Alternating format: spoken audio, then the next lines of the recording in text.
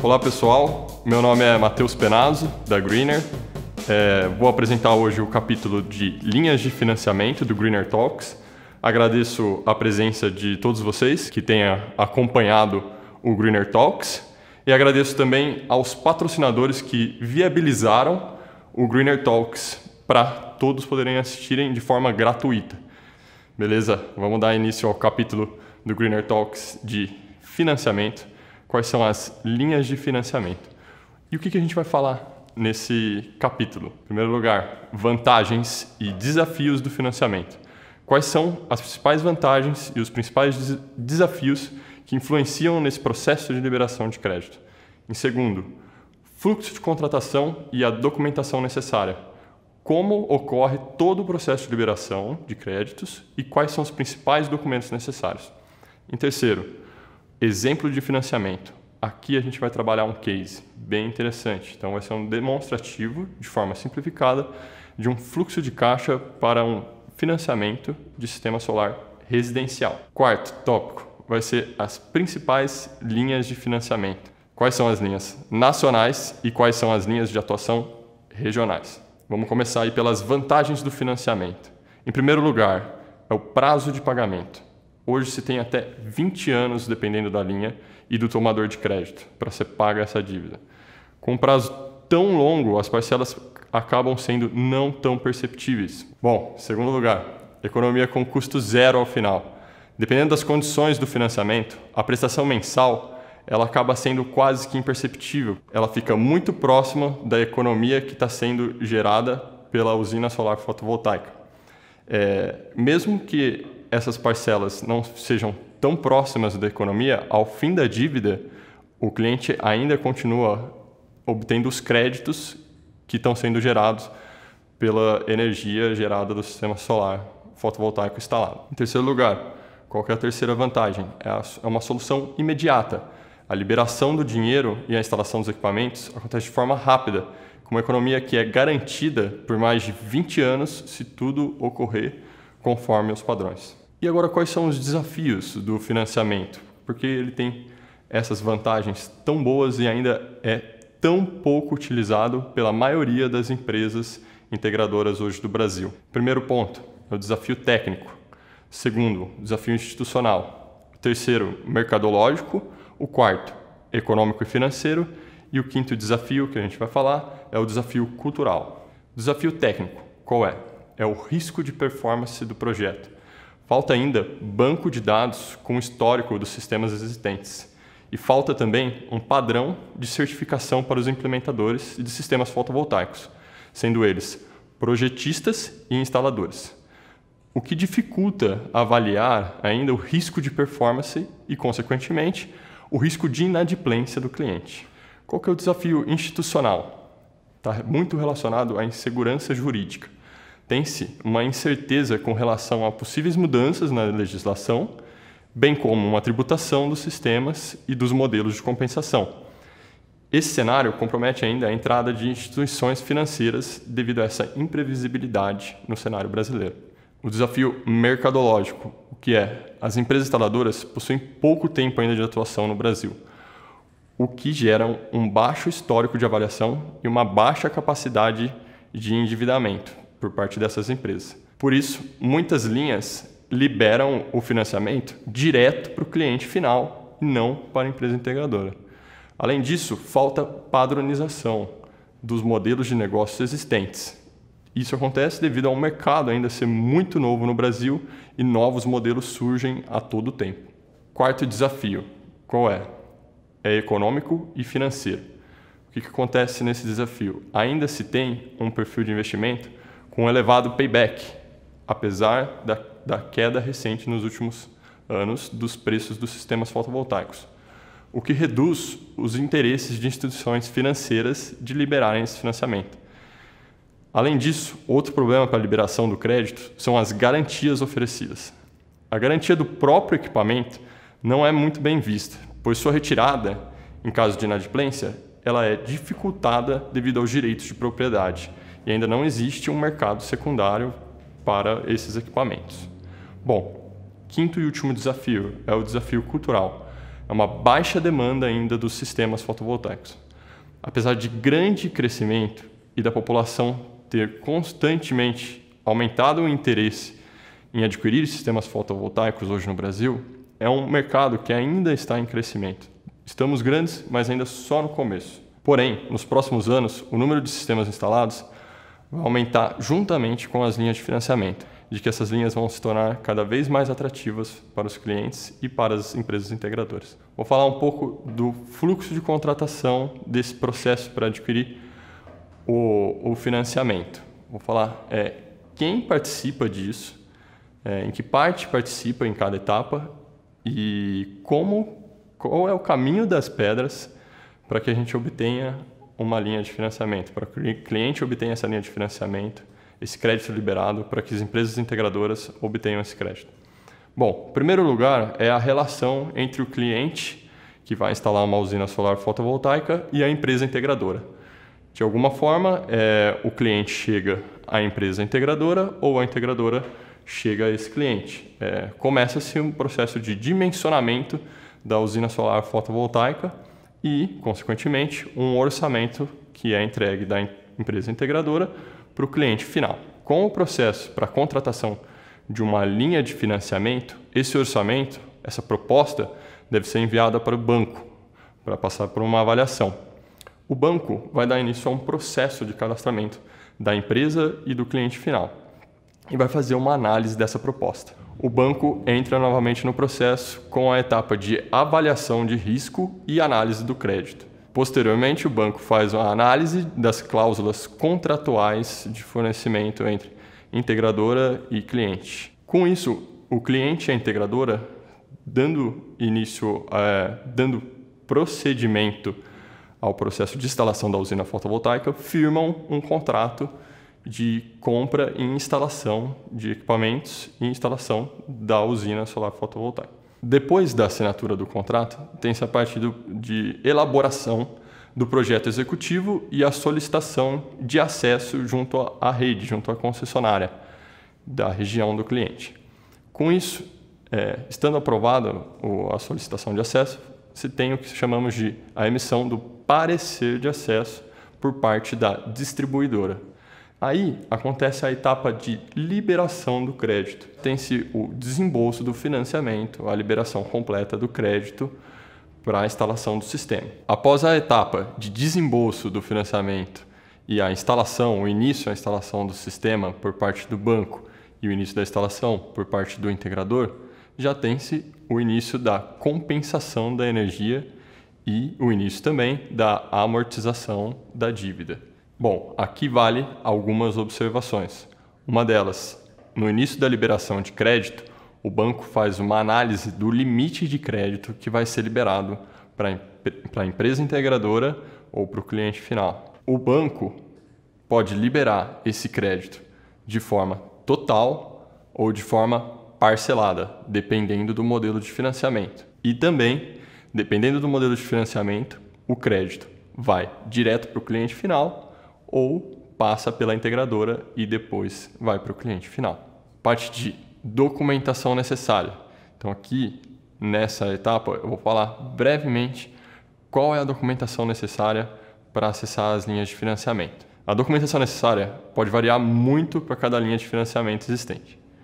Porém, de maneira geral, a lista que a gente vai passar contém os principais documentos que são necessários. Então, quais são eles? Quando a documentação é para empresa. Primeiro, cadastro completo e atualizado de pessoa jurídica no banco.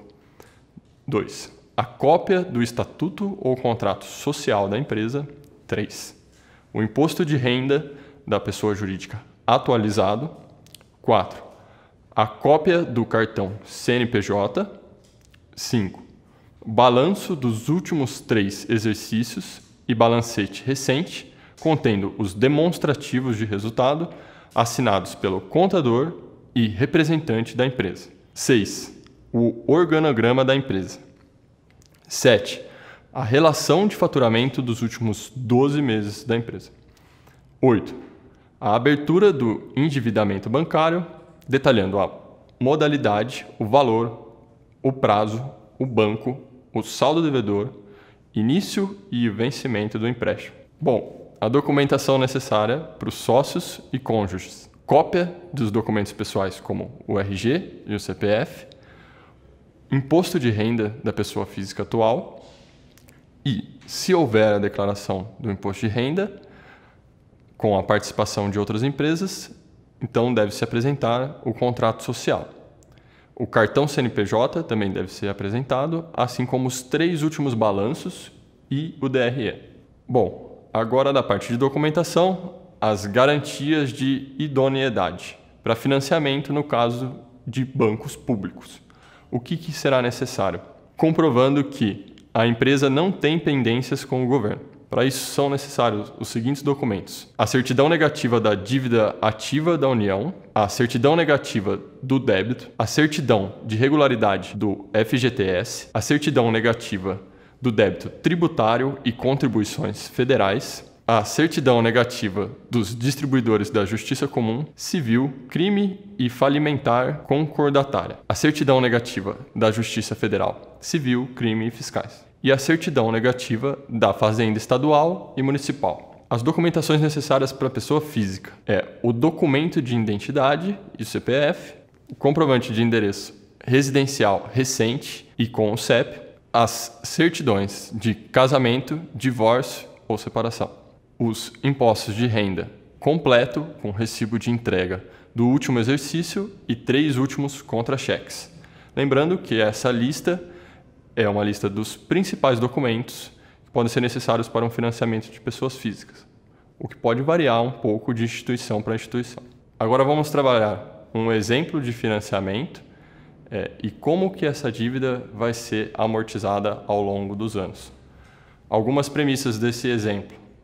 Estamos considerando um cliente residencial na cidade de Campinas, tendo um investimento próximo a R$20 mil para um sistema de 3 kW-pico, onde a energia compensável é com base em um consumo instantâneo de 30% e ICMS da TUJ de 25%. Podemos observar durante 6 anos que a energia gerada é de aproximadamente 4.000 kWh por ano. Tem sido descrita a tarifa real da energia, reais por quilowatt-hora, e separamos também a tarifa de energia que é compensável. Essa tarifa de energia que vai gerar a economia durante o ano. Tem-se também as parcelas de financiamento que devem ser amortizadas e a somatória da economia com a parcela de financiamento mostra o saldo anual. Podemos observar que no 5º ano tem-se a amortização total da dívida e no 6º ano o usufruto dos créditos sem o pagamento de qualquer dívida por parte do financiamento. No caso de um sistema solar fotovoltaico instalado com financiamento, o payback, consequentemente, é um pouco maior. Neste caso, como vamos observar um pouco mais à frente, ele está próximo a 10 anos, mas o investimento é diluído. E o valor da parcela da dívida, menos a economia gerada pelo sistema, é o real investimento. O investimento total, nesse caso, foi de R$ 28.638, pagos em 60 meses. Após os 5 anos, como já comentamos, de dívida, toda a geração será economia para o cliente, livre do reajuste tarifário. Nesse gráfico, podemos observar 2 cenários. O primeiro cenário é a instalação do sistema solar de energia fotovoltaica com financiamento. E no segundo caso, a não instalação sem o sistema solar. O gráfico está sendo mostrado de maneira acumulada, mostrando o ganho total no final de 15 anos, ou, no caso do cenário sem o sistema solar, quanto foi direcionado para contas de energia solar. Bom, o cenário com financiamento considera a economia que o cliente tem com a geração de energia do sistema e as parcelas de financiamento que o cliente vai pagar. Então, aqui a gente pode observar que o sistema foi pago em torno de 10 anos e, mesmo com o financiamento, ao final de 15 anos, teve-se uma economia de R$ 26.596. Sem o sistema solar, o cliente, ao final de 15 anos, teria gasto com energia o total de R$ 55.234. Então, pessoal, vamos à fase final da nossa apresentação, apresentando as principais linhas de financiamento disponíveis no Brasil e quais são as condições, como elas se chamam, para quem elas são direcionadas. Bom, em primeiro lugar, as linhas de financiamento do BNDES são elas o Fundo Clima, o Finame Energia Renovável e o Pronaf Eco. Elas têm região de atuação nacional, são disponíveis para pessoas físicas, alguma delas para pessoas jurídicas também e alguma delas para agricultores. As linhas de financiamento do Banco do Brasil são elas o Proger Urbano Empresarial, o Investe Agro e o FCO Empresarial. As duas primeiras com região de atuação nacional e a última com região do Centro-Oeste. Algumas disponíveis para pessoa jurídica, algumas também para pessoas físicas e para produtores rurais, assim como está descrito na tabela. Bom, as linhas do Santander, do Sicredi e do Votorantim. A do Santander, chamada de CDC, Eficiência Energética de Equipamentos, a do Sicredi de Financiamento de Energia Solar e a do Votorantim, Financiamento para Energia Solar BV, com região de atuação, as três nacional, disponíveis para pessoa jurídica e pessoas físicas. As linhas de financiamento do Bradesco, do Bandes e do Goiás Fomento. A do Bradesco, chamada de CDC Energia Fotovoltaica, do Bandes de Economia Verde e a do Goiás Fomento de Crédito Produtivo de Energia Solar. Região de atuação Bradesco Nacional, Bandes, Espírito Santo, Goiás Fomento, Goiás. Disponíveis para pessoa jurídica e pessoa física. As linhas de financiamento do Desenvolve SP, BNB, a do Desenvolve SP chamada de Linha de Economia Verde e a do BNB com duas linhas, FN Sol. Do Desenvolve SP temos a linha Economia Verde, disponível para pessoa jurídica em São Paulo. Do BNB temos duas linhas com o mesmo nome, FNE Sol, com a mesma região de atuação, porém com algumas condições diferentes. Temos ainda as linhas de financiamento da Caixa e do BRDE. A da Caixa com região de atuação nacional, a do BRDE com região de atuação no Sul, disponíveis para pessoa jurídica, algumas vezes para pessoa física, rural também.